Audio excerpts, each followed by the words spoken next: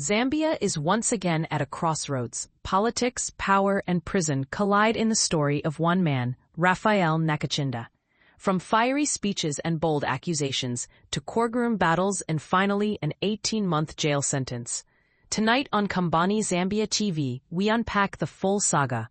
From the moment Nakachinda accused President Hakainde Hichilema of meeting judges at night, to the day he surrendered to serve his sentence, and the fierce national debate that has followed. Because while Nakachinda sits behind bars, a movement is forming, led by Given Lubinda, who's telling Zambians, register to vote, do it for Nakachinda. It began in December 2021, outside the Lusaka High Court. Raphael Nakachinda, then Patriotic Front information chairperson, spoke to reporters. His words were explosive. "I've been informed the president is summoning judges to his private residence to intimidate them." That single statement became political dynamite. State House called it a lie, the courts called it defamation. But to his supporters, it was truth spoken to power. What followed was a 3-year legal battle that would define Nakachinda's legacy. Throughout his court appearances, Nakachinda never backed down. He told PF members, "It's okay to go to jail for what you believe in." For him, jail was not defeat.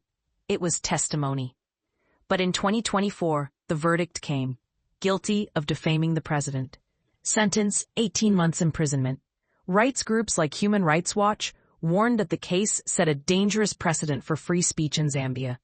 The government, however, insisted that justice had been done, that reckless allegations must have consequences.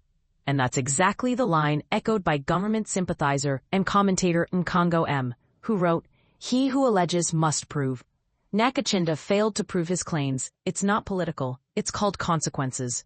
When you speak carelessly, jail is the right place. Here is what made Nakachinda to be sentenced for 18 months. When we were coming here, we were zooming over the weekend. Hakainde to try and intimidate them or coerce them to advance an agenda to bring a one-party state in this country.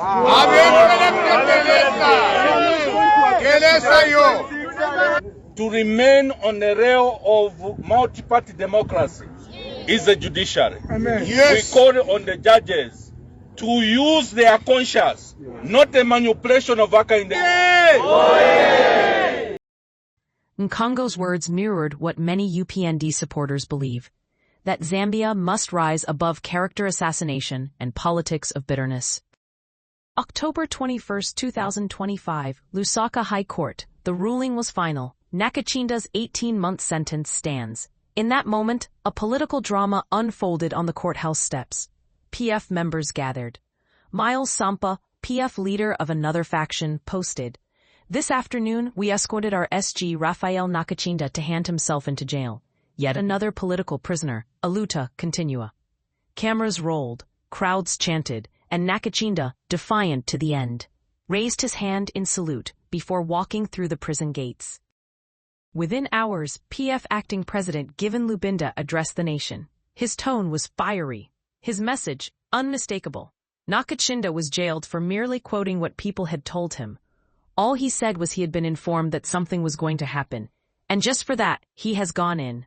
Lubinda declared the conviction a severe injustice, promising to appeal the sentence and take it to its logical conclusion. But then came the line that sent shockwaves across Zambia. "Register to vote. Do it for Nakachinda." Lubinda told PF members that the only gift they could give their jailed Secretary General was to kick out the current regime at the ballot box. "Be steadfast," he said. "It's always darkest before dawn." He accused the government of a deliberate strategy, arresting PF heavyweights like Chilangwa and Nakachinda to cripple the party. "This is a government of scared little men," he thundered. "They won't stop at Nakachinda, so let's be ready to be arrested." Zambia does not belong to one political party. One Zambia, one nation. Aluta continua. The speech went viral, a rallying cry that reignited PF's grassroots base across the country. The country split into two. On one side, PF loyalists calling Nakachinda a political prisoner, a martyr of free speech, and a victim of judicial intimidation. On the other, government supporters like Nkongo M, insisting this was not politics but accountability. Nkongo wrote, "As public figures, we must be ready to prove what we say. Otherwise, we become a danger to society. Birds of the same feathers flock together. They cheered him in court. But tomorrow he will wake up in a congested cell while they breathe free air. The comment triggered thousands of responses online, a reflection of Zambia's deep divide between loyalty and legality. But while one man sits in prison, his name has become a rallying banner. Do it for Nakachinda has become more than a slogan. It's an election war cry. PF grassroots movements are mobilizing. Registration drives have begun, and Lubinda's words are echoing from Lusaka to Chapata. Register to vote. Do it for Nakachinda.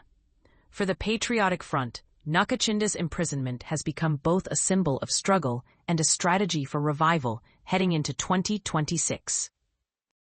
From courtroom steps to prison walls, Raphael Nakachinda's journey has reignited a national conversation about freedom, truth, and the cost of defiance. To his allies, he's a hero punished for speaking truth. To his critics, he's a cautionary tale about reckless politics. But one thing is certain, Zambia is watching. And as 2026 draws near, the cry grows louder. Register to vote. Do it for Nakachinda. So what do you think? Is Nakachinda a political prisoner or a man facing the consequences of his own words? Tell us in the comments below. And don't forget to like, share, and subscribe to Kanbani Zambia TV.